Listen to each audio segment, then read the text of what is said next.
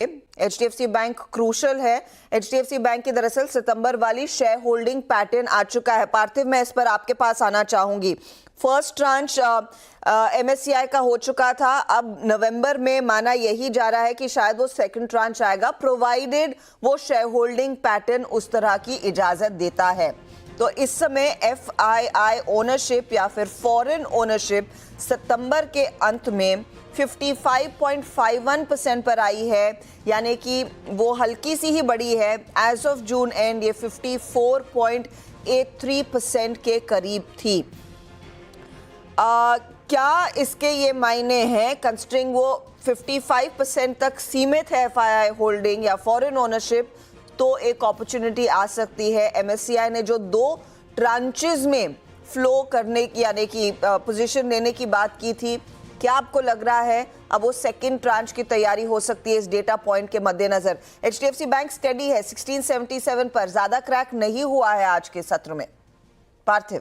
Yes absolutely, अगर देखने जाए तो आई थिंक ये FPI का फ्लो HDFC बैंक में काइंड ऑफ ड्यू है और markets were waiting for this share holding pattern, और उस लिहाज से एक सेकंड ट्रेंच में डेफिनेटली लग रहा है कि फ्लोज आएंगे। वैल्यूएशन के हिसाब से भी HDFC बैंक बहुत ही अट्रैक्टिव है, और जो ग्लोबल FPI का एक फीडबैक था ओवरऑल इंडियन मार्केट्स पे, the concern was on valuation, and that is why बहुत सारे FPIs काफी साइडलाइन पे थे। लेकिन ये चीज आई थिंक बैंकिंग सेक्टर की, प्राइवेट सेक्टर बैंक की फ्रंटलाइन नेम्स जैसे कि कोटक है, HDFC बैंक है, यहाँ पे वैल्यूएशन का डेफिनेटली कंसर्न नहीं था। यहाँ पे slightly growth also of the liability franchisee का था। लेकिन आज HDFC बैंक ने उनकी जो लायबिलिटी फ्रेंचाइजी है उसमें बहुत ही अच्छा ग्रोथ दिखाया, डिपॉजिट ग्रोथ, और यहाँ पे भी काफी कंसर्न्स ईज आउट किए। डेफिनेटली हमें लग रहा है कि एक अट्रैक्टिव वैल्यूएशन पे है, और काफी फ्रस्ट्रेट किया इन्वेस्टर्स को, पिछले 4 साल से कोई खास रिटर्न नहीं दिया, इसलिए हमें लग रहा है कि वैल्यूएशंस हैव रियली कॉम्प्रेस्ड, और आगे जाते 15% भी एडवांसेस का ग्रोथ अगर ये बैंक कंसिस्टेंटली दिखाती है, हमें लग रहा है कि री रेटिंग कैंडिडेट। तो इन लेवल्स पर आप खरीदने को तैयार हैं पार्थिव? बिकॉज आई रिमेंबर जब वो MSCI का जो रीजिग हुआ था, तब माना जा रहा था $1.8 बिलियन तक का इनफ्लो आएगा। वो 2 हिस्सों में आने वाला था, पहले आ चुका है, अब दूसरा भाग आएगा।